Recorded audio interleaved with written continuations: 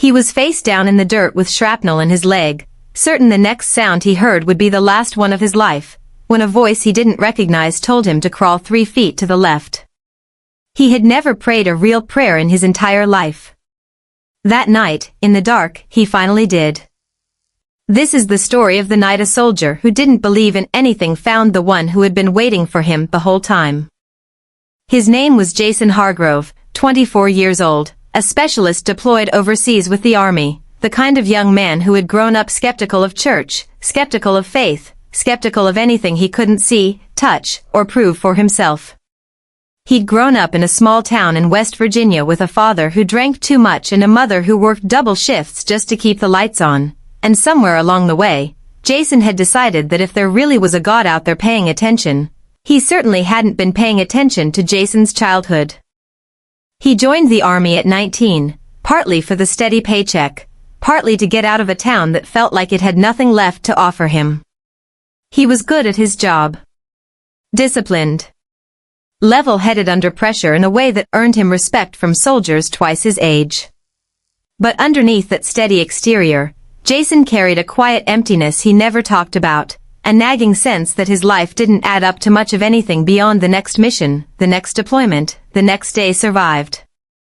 His unit had been overseas for almost 7 months when everything changed on a night that started like dozens of others before it.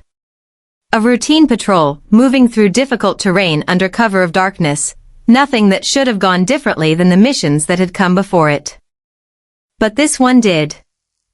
Jason would never be able to fully explain, even years later, the exact sequence of what happened next, the way chaos folds in on itself in moments like that, sound and instinct and fear all colliding at once.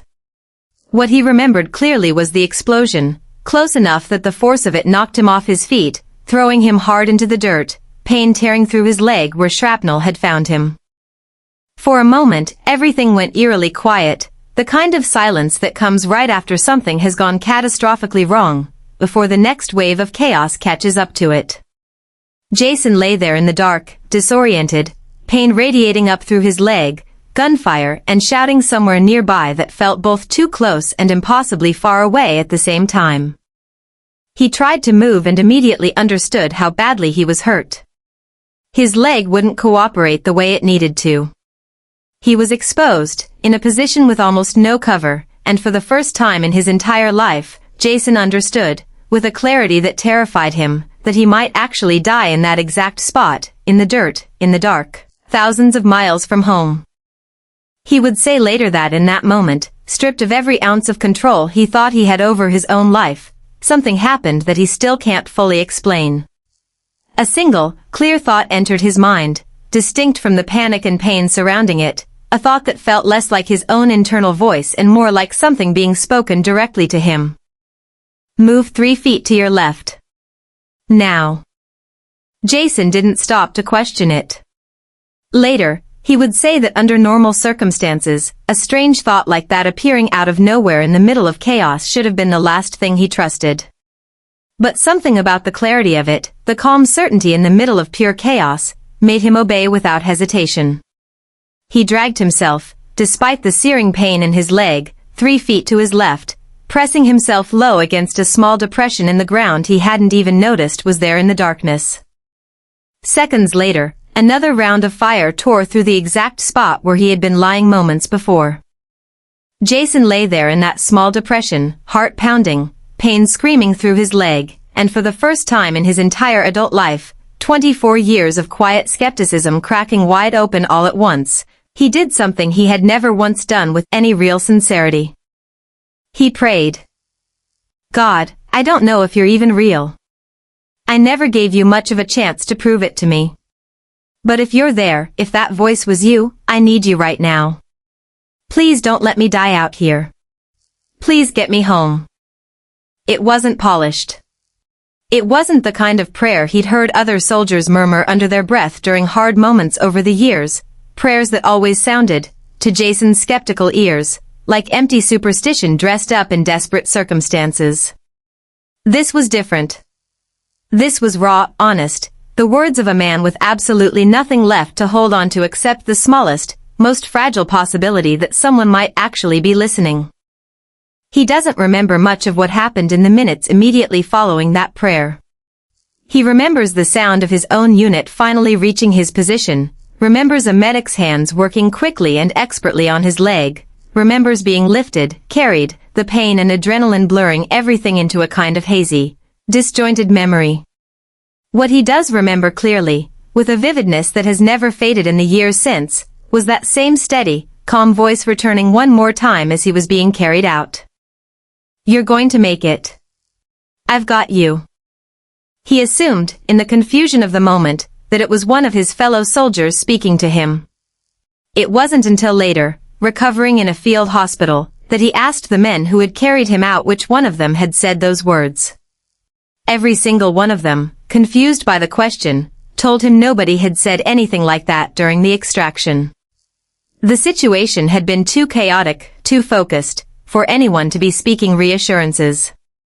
Jason lay in that hospital bed turning that fact over in his mind for days, unable to shake the feeling that the voice he'd heard, both in the dirt telling him to move, and again on the way out reassuring him he'd make it, hadn't come from any of the men around him at all. Jason's recovery took months. The physical injury to his leg required extensive surgery and rehabilitation, a long, difficult road that tested his patience and his body in ways he had never experienced before. But it was the internal recovery, the quiet, persistent unraveling of 24 years of skepticism, that ended up being the deeper transformation of that entire season. A chaplain named Major Diane Fisher had been assigned to check in regularly with wounded soldiers during their recovery, and though Jason had brushed off her first few visits with the same polite skepticism he'd carried his whole life, something about the story he couldn't stop turning over in his mind eventually led him to open up to her about what had happened that night. "I don't know what to make of it," Jason admitted to her one afternoon, sitting in a hospital courtyard, his leg still heavily bandaged. "I've never believed in any of this. My whole life, I figured people who talked about hearing from God were either lying to themselves or just needed something to hold on to that made the hard stuff easier to swallow. But I heard something out there. Clear as anything. And it saved my life." Major Fisher didn't rush to give him easy answers. She simply listened, the way she had learned to do with hundreds of soldiers processing trauma and unexpected moments of grace in the aftermath of combat. "Jason," she finally said, "I'm not going to tell you exactly what that voice was. I wasn't there. But I will tell you this. In over 15 years of chaplaincy, I have heard more stories like yours than I can count. Soldiers who never believed in anything suddenly hearing something, feeling something, in the exact moment they needed it most. I don't think that's coincidence. I think that's exactly the kind of God we serve. One who meets people exactly where they are, even in the middle of the worst night of their life, especially when they never expected him to show up at all." Jason spent the following weeks in long, honest conversations with Major Fisher, working through decades of skepticism built on a difficult childhood, a distant relationship with the idea of God, and years of simply assuming faith was for people who needed a crutch he didn't think he required. Slowly, carefully, those conversations began to crack open something in Jason that had been closed off for as long as he could remember. He started reading a Bible Major Fisher gave him, awkwardly at first, uncertain what he was even looking for, but increasingly drawn to it during the long, quiet hours of his hospital recovery.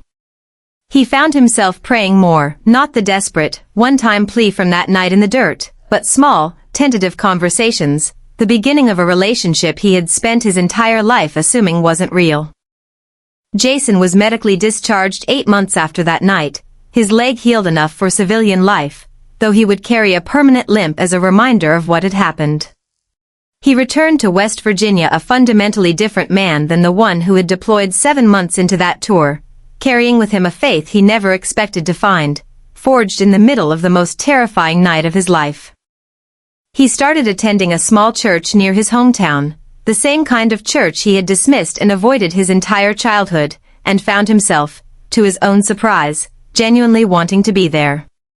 He reconnected with his mother, sharing his story with her for the first time, and was stunned to learn that she herself had been quietly praying for him every single day of his deployment, every single night, without ever telling him, afraid he would simply dismiss it the way he'd dismissed so much of faith throughout his life. "Mama," Jason told her, sitting at her kitchen table months after coming home, "I think your prayers found me out there. I don't know how else to explain it." His mother, tears in her eyes, simply took his hand and said, "I never stopped believing you'd come home different, Jason. I just didn't know it would be your heart that changed the most." Jason eventually shared his story publicly for the first time at his new church, standing in front of a congregation of people who had welcomed him with a warmth he hadn't expected, describing that night in detail, the voice, the prayer, the strange, undeniable sense that someone had been right there with him in the dirt when he had nothing left to hold on to but a desperate, unpolished cry for help. "I spent 24 years assuming God, if he existed at all, wasn't paying attention to people like me," Jason told the congregation, his voice steady despite the emotion clearly beneath it. "I found out on the worst night of my life that I couldn't have been more wrong. He wasn't just paying attention.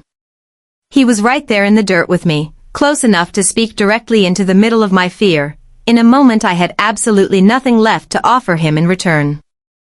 Jason is doing well today, working steadily, active in his church community, and often speaking with other veterans navigating their own returns home, many of them carrying their own version of the skepticism Jason once carried, many of them, he's found, harboring their own quiet, unexplainable stories from the field that they've never fully known what to do with.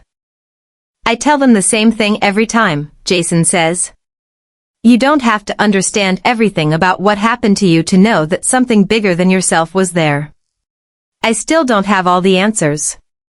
I don't know exactly how that voice worked, or why God chose that exact night to finally get my attention after 24 years of me ignoring him. But I know what I heard, and I know it saved my life, and more than that, I know it saved a part of me I didn't even realize was dying long before that shrapnel ever touched my leg." If you're walking through your own battlefield right now, whatever that battlefield looks like for you, a diagnosis, a broken relationship, a quiet emptiness you've been carrying for years without ever naming it, please hear Jason's story and let it speak into whatever fear you're facing. God is not distant from your pain. He is not waiting for you to have your theology figured out or your doubts resolved before he shows up in the middle of your darkest night. Sometimes he meets us exactly where we are, in the dirt, in the fear, in the moment we have absolutely nothing left to offer him but our honesty. Jason spent 24 years convinced nobody was listening. It took one desperate, unpolished prayer in the middle of chaos to learn he had been wrong the entire time. Whatever battle you're fighting tonight, you are not fighting it alone.